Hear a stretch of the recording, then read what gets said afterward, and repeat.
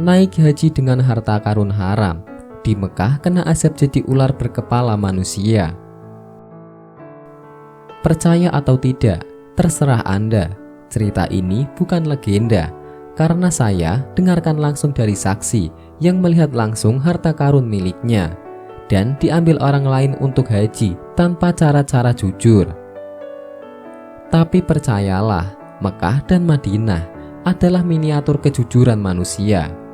Apapun yang kita perbuat di tanah kelahiran sangat mungkin mendapatkan balasan langsung dari Allah Subhanahu wa Ta'ala ketika menunaikan ibadah haji di tanah suci.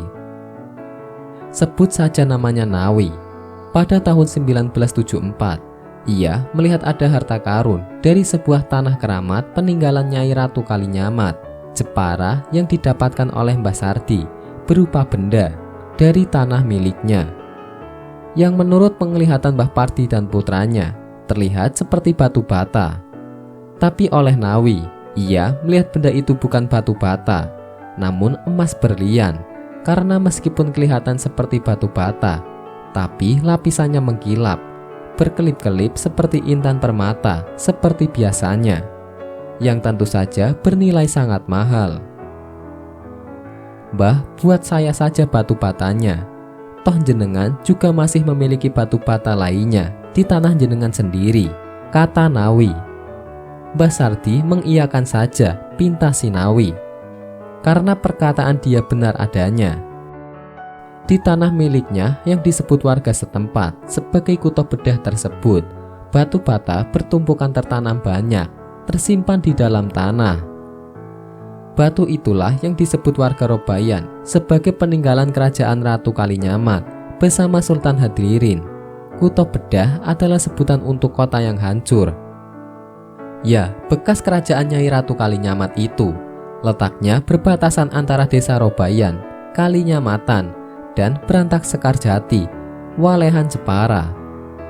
Kuto Bedah disebut-sebut sebagai tempat peninggalan harta berharga milik kerajaan Nyai Kalinyamat zaman memimpin Jepara selama 30 tahun, pasca mengangkatnya Sultan Hadlirin bin Mukhayat Syah di tangan Arya Panangsang. Kuto Bedah juga petapaan Nyai Ratu Kalinyamat. Nawi sengaja mengatakan benda itu kepada Mbah Sardi sebagai batu bata, karena dia memiliki niat ingin mengambilnya menjadi miliknya. Akhirnya setelah diserahkan oleh Mbah Sardi, Nawi menggadaikan harta karun kepada seorang pengusaha Cina toko emas di desa sebelah. Dari dana gadai emas itulah ia berangkat haji ke Mekah dan Madinah. Berlian keramat akan dilabur oleh sang pengusaha Cina bila Nawi tidak membayar seusai tempo yang dijanjikan. Nawi sepakat. Meski dana yang dia dapatkan hanya sebatas ongkos naik haji, ia rela menjaminkan berlian dari Mbah Sardi karena dia mendapatkan tanpa susah. Malang nasib, pasca naik haji ternyata Nawi tidak pulang-pulang ke rumahnya di Robayan. Banyak orang-orang bertanya nasib di Mekah sana waktu itu. Keluarganya juga banyak yang menganggap Nawi sudah meninggal di tanah suci.